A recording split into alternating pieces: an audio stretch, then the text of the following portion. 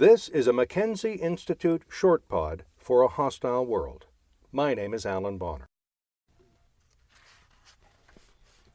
Don't hurt yourself on my elbow on your way to the floor. The martial arts are often used as a metaphor for negotiation and business dealings. There's some mystery to the discipline, but surely the main appeal is the apparent ability to both attack and defend with ease and success. But after taking up Gojo-Ryu Karate at age 40 and passing my second degree, or second Dan, black belt at age 51, I find there are many more dimensions to the metaphor. There's something to the notion that learning is a full-body experience, with physical exertion creating new synaptic pathways for new and better mental processes. Training prepares the practitioner for action when the amygdala, or old brain, is doing the thinking during the fight or fight response. In fact, this part of the brain delivers instructions to the muscles much more quickly than the neocortex or new brain can, and it even blocks messages to and from the new brain. There is a spiritual element in karate and in my dojo.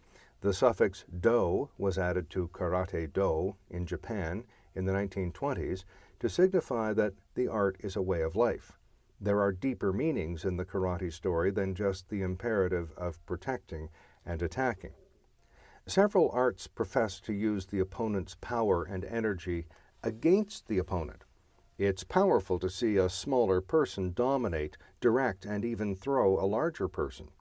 The technique appears simple from a distance, but can be maddening when you're the larger person, as I usually am. Perhaps the best metaphor, though, comes from the Hombu martial arts, of which Hapkido is one. In this discipline, you are responsible for your opponent's safety. Why? 1.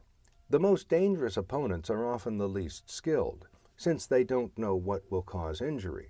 When things get out of hand, both parties can get hurt. 2. It's philosophically repugnant to be giving anger back to an opponent, regardless of how angry that opponent is. 3. Sensei Chogun Miyagi's last words were, "Do not get hit, and do not hit." This is sound advice for staying out of trouble. 4. Negativity is repugnant, and a martial artist's goal is to spread spirituality. 5. A much higher level of skill is needed to vanquish an opponent without hurting him or her. 6. Our first reflex is to ask the opponent to consider getting rid of his anger. When he doesn't, we vigorously ask him to keep it inside himself, where it can do us no harm, but does harm the opponent. 7. Emptiness is the goal. You cannot be receptive to anything if you are full of hate and violence. You can't even be receptive to the techniques that will enable you to vanquish an opponent. Legitimate self-interest is sometimes served by protecting an adversary. Any views expressed here are not necessarily those of the Mackenzie Institute, its speakers, sponsors, or supporters, but the Institute is dedicated to fostering public discussion, debate, and education about security. Google the Mackenzie Institute to join the discussion. The Mackenzie Institute is grateful to its sponsors and supporters.